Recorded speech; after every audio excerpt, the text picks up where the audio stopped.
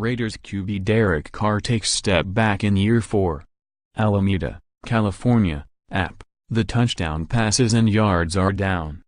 The interceptions and sacks are up.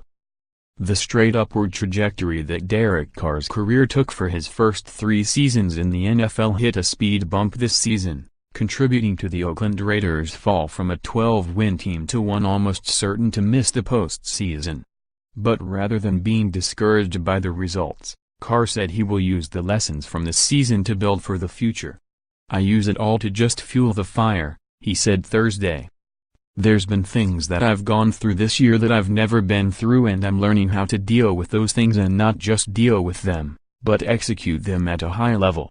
So, I absolutely, 100% believe that going forward, again, this time next year we're standing here, I'll feel like, man, because I trust my work ethic, that I'm a better player this year because of what I went through."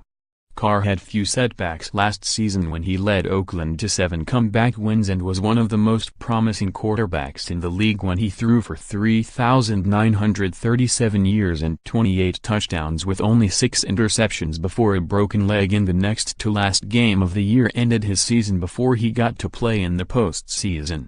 Carr turned that performance into a $125 million, 5-year contract in the offseason that briefly made him the NFL's highest-paid player, but the performance hasn't matched that level. He's on pace for his lowest yards per attempt, TD throws and passer rating since his rookie season in 2014. Carr's path is not an unusual one. He became the 13th quarterback in the past 30 years to start at least 10 games in his first season and have his passer rating improve in each of the next 2 seasons. Only Troy Aikman followed that with another year of improvement in year 4, leading the Dallas Cowboys to a Super Bowl title. The other 11 quarterbacks saw their passer rating drop by an average of nearly 10 points in year 4, a group that includes quarterbacks such as Peyton Manning and Cam Newton. "The experience he's getting, he's definitely growing," Coach Jack Del Rio said. "Even the very best. Even the very elite quarterbacks of all time weren't perfect every year. Derek is good football player. We're going to win a lot of games together here." After winning the first 2 games of the season, Carr struggled in a primetime loss at Washington and then injured his back in a loss the following week in Denver. He missed 1 game with that injury before returning for a loss at home to the Chargers. Carr has been up and down ever since, mixing in some highlight-level plays with more poor ones than usual. Oakland's latest loss was an example of that when Carr nearly led a comeback win only to fall short when he fumbled while trying to stretch the ball over the goal line for the go-ahead score in the final minute of a 2017 loss to Dallas. That defeat left Oakland on the brink of being eliminated from playoff contention.